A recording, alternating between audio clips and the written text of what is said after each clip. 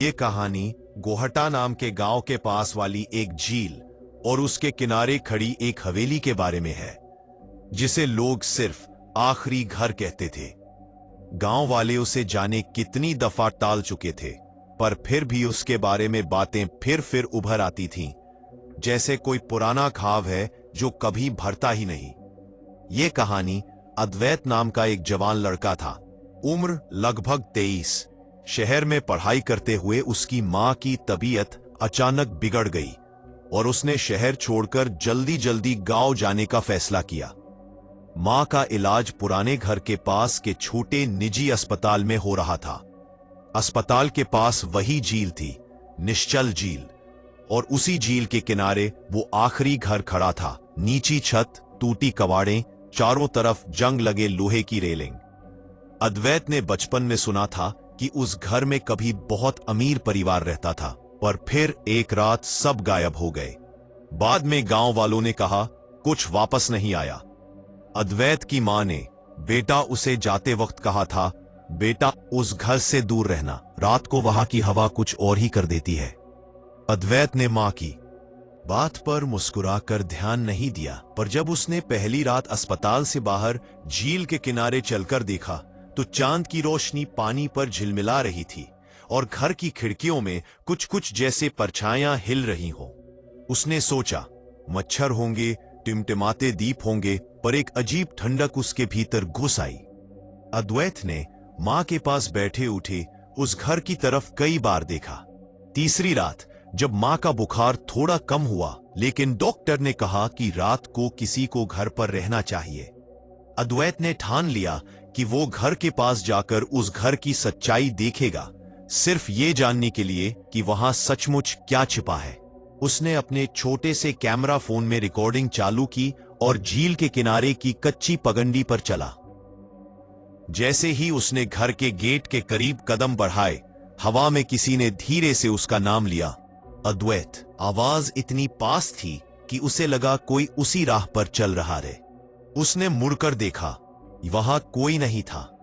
Gate लगा जंग खाया, पर एक तरफ से आधा खुला हुआ था। अद्वैत ने दरवाजा धकेला, दरवाजा अंदर से खुलता हुआ लगा, और जैसे ही उसने पहला कदम रखा, मोबाइल की स्क्रीन पर कुछ सफेद धुंधल के उभर आए, जैसे कोई धुआं कमरा भर रहा हो। हवा में गंध थी, मीठी पर सड़ी हुई, जैसे किसी ने गुलाब की पंखुड़ियां गलाकर रख दी हो। कमरा बड़ा नहीं था, पर दीवारों पर कुछ नक्श थे, जैसे किसी ने 100 साल तक लगातार उंगलियों से लिखते हुए वहां लिखा हो। दीवारों पर फटक फटकर एक ही शब्द लिखा दिखा, रुको। पर यह शब्द किसी रंग में नहीं, बल्कि दीवार के भीतर से उभरता हुआ था, जैसे दीवार खुद बोल रही हो। अंदर जाकर अद्वैत ने देखा कि कमरे के बीच में एक बड़ा सा फ्रेम पड़ा है। उसमें एक तस्वीर फटी हुई थी। तस्वीर में एक परिवार था, मां, पिता, एक छोटी लड़की और एक लड़का, पर तस्वीर का चेहरा कुछ अस्पष्ट था, मानो किसी ने उसे किसी तेज आग में झोंक दिया हो। अचानक तस्वीर के ऊपर से एक कागज का टुकड़ा गिरा। उस पर कुछ बची हुई लकीरें थी और एक तारीख, 15 बरस पहले की रात। अद्वैत ने कागज उठाकर पढ़ा। लिखा था, बैठो मत, घंटी मत बजाओ। उसके नीचे एक और छोटा सा शब्द था, वादा। वादा। अद्वैत ने सोचा कि शायद परिवार ने किसी से कुछ वादा किया था। वह और गहरी जांच करने लगा। तभी घर के बाहर झील से अचानक एक नाव वापस आकर किनारे से बस तट के पास टकराई, बिना उसमें किसी के। अद्वैत ने खिड़की की तरफ देखा। पानी की सतह पर कुछ सफेद परछाइयां घूम रही थीं, जैसे कोई पुराने कपड़ों में दहकती चेतनाएं हों। पर जब उसने कैमरा की दिशा बदली, परछाइयां गायब हो गईं, सिर्फ पानी की रोशनी बची रही। अद्वैत ने घर के तालों को आजमाया और नीचे की तहखाने जैसी जगह मिली। तहखाने में दराजों में पुराने अखबार, पत्र और एक डायरी पड़ी थी। डायरी की आखिरी प्रविष्टियों में लिखा था, आज हमने वादा किया, न छोड़ेंगे। अगर कोई लौटेगा तो घंटी बजाकर बुलाओगे। और कुछ पन्ने आगे एक और लाइन, अब भी वह इंतजार कर रही है। का मतलब अद्वैत के दिमाग में बार बार घूमता रहा। अचानक तहखाने की दीवार के पास से हल्की सी सरसराहट हुई और वहां से एक छोटी बच्ची की हंसी की तरह की आवाज आई, मीठी पर खाली। अद्वैत ने झट से मशाल की रोशनी दी। वहां एक छोटी जंग लगी गुड़िया पड़ी थी। उसकी आंखों में कुछ चमक थी, पर आंखें खाली थीं। गुड़िया के हाथ में एक छोटा घंटा था, उसी तरह का घंटा जैसा उसने मां की कहानी में सुना था। उसने घंटा हाथ में लिया, उसकी उंगलियां कांपने लगीं, और तभी किसी ने पीछे से धीरे से कहा, वो वादा निभाओ। अद्वैत ने पीछे देखा, कोई नहीं, पर आवाज ऐसी लग रही थी जैसे कोई करीब खड़ा हो और उसके कान में धीरे धीरे फुसफुसा रहा हो। उसने घंटा जोर से बजा दिया, सिर्फ एक थपकी, और घर के बाहर अचानक एक भारी हूक सी गूंजी, मानो किसी ने बहुत दूर से रोना शुरू कर दिया हो। अद्वैत ने घंटा बजाने के बाद कुछ बदला हुआ महसूस किया। चारों ओर की हवा स्थिर नहीं रही। उसे लगा कि जैसे किसी ने झील के पानी में पत्थर डाल दिया हो। लहरें उठीं और फिर थम गईं, पर उसी दौरान उसने देखा कि घर की सारी दरवाजों के बाहर छोटे कागज के पत्ते फैले थे। उन पर एक एक नाम लिखा था, गांव के पुराने लोगों के नाम, और हर नाम के नीचे एक तारीख। कुछ की तारीखें वही रात की थीं, कुछ पिछले साल की। अद्वैत ने महसूस किया कि ये कोई सामान्य जगह नहीं है, ये किसी तरह की याद शेयरिंग, वादा नहीं करने की जगह है। वह वापस अस्पताल गया, पर मां की आंखों में एक चिंता अब भी थी। मां ने उसे बताया कि उस घर की कहानी सिर्फ डर नहीं, वहां एक परिवार ने वादा किया था कि वे कभी झील को छोड़कर नहीं जाएंगे, और बदले में उन्होंने झील को अपना साथी बना दिया। पर जब एक दिन गांव ने उन्हें माने जाने लायक नहीं समझा, तब उन सभी ने एक साथ अपनी आत्माएं झील में छोड़ दी। पर एक बच्ची बच गई, और उसने वादा रखा कि वह सबको वापस बुलाएगी, हर साल एक आवाज के साथ। मां ने कहा, वादा तो वादा है बेटा, पर कुछ वादे ऐसे होते हैं जो निभाने पर भी जीते नहीं देते। अद्वैत ने तय किया कि वह सब कुछ खत्म करेगा। उसने गांव के कुछ बूढ़ों से कहा कि सब मिलकर घर के बाहर एक साधारण पूजा करेंगे, ताकि उन आत्माओं को शांति मिले।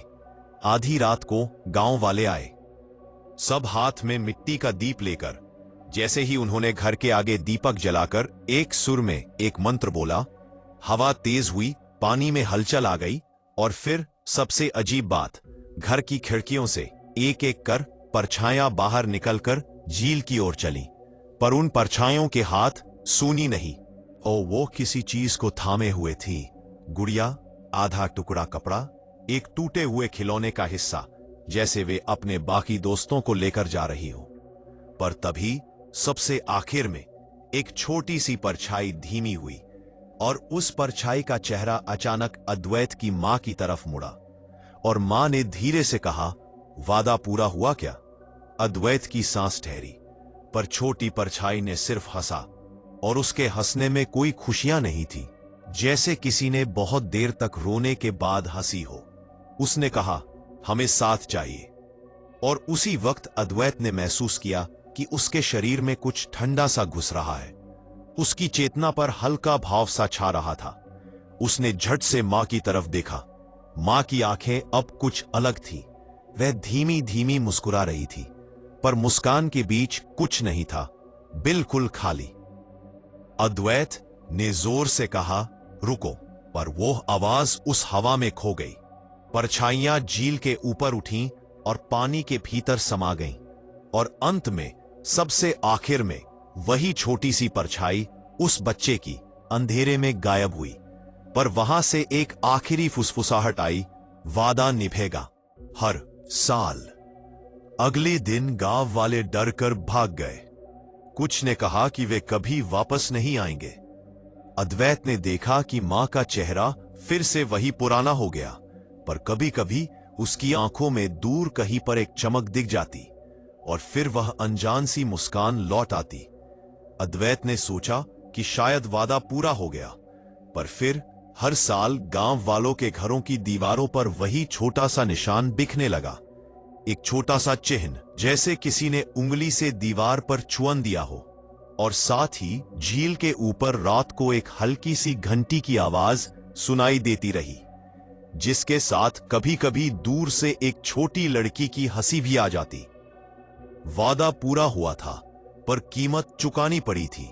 अद्वैत ने देखा कि जिन लोगों ने उस रात को घर के पास देखा था, वे सभी कुछ न कुछ छोड़कर चल दिए।